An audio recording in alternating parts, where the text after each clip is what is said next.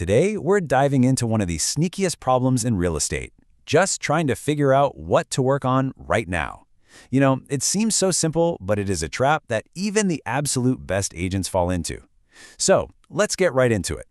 Okay, picture this. It's Tuesday morning, your pipeline is full, things are moving along, and you've got at least 3 different deals that are all demanding your attention. So, what's the move? Who you calling first?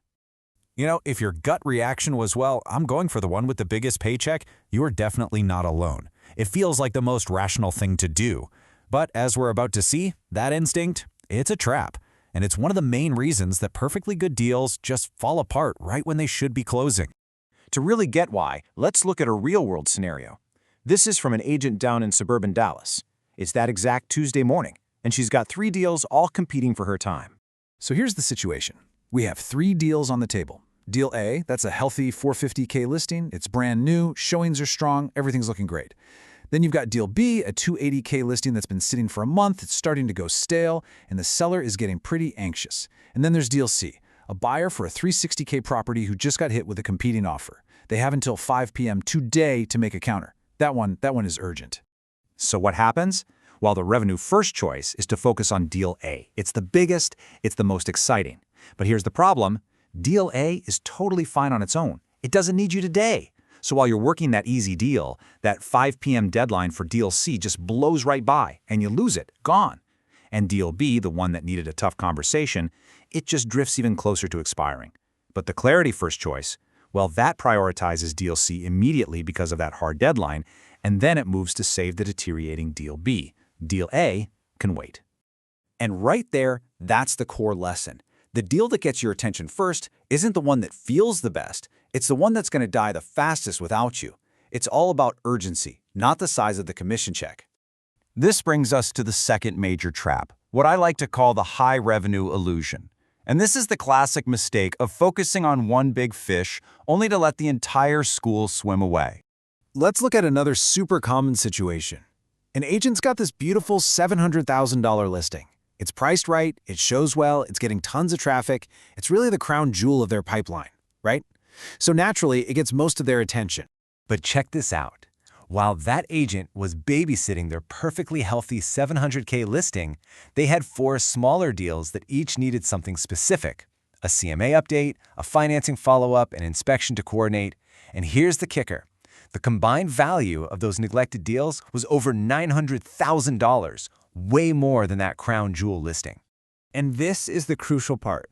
By the time the agent closed that big listing, 2 of the smaller deals had gone cold, and 1 client had actually left for another agent. The revenue they lost by dropping the ball was more than the entire commission they earned on the big one. They focused on the biggest number and ended up with a smaller bottom line. And it's not just about losing deals.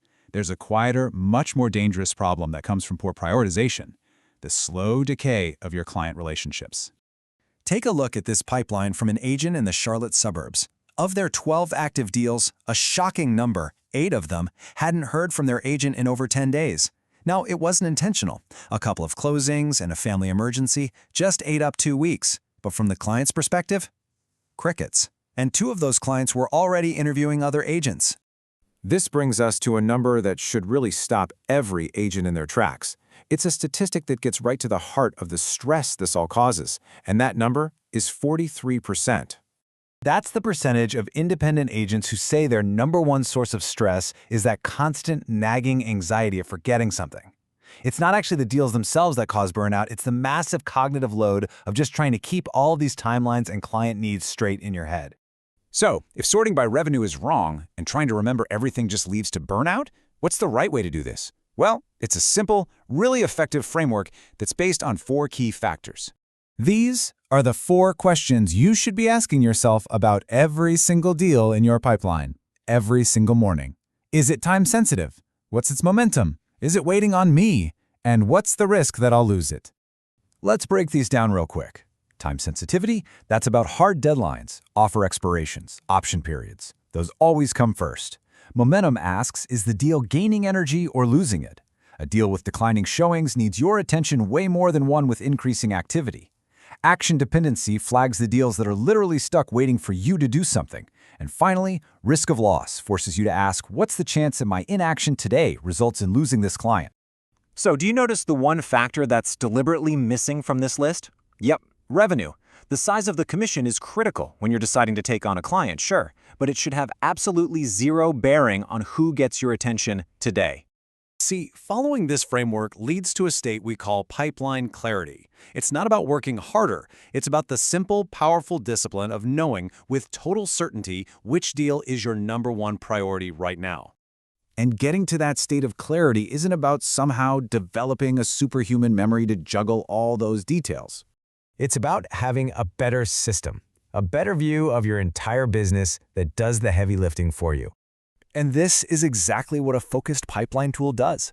A view like the CMA Flow dashboard automatically surfaces your priorities based on this exact 4-factor framework.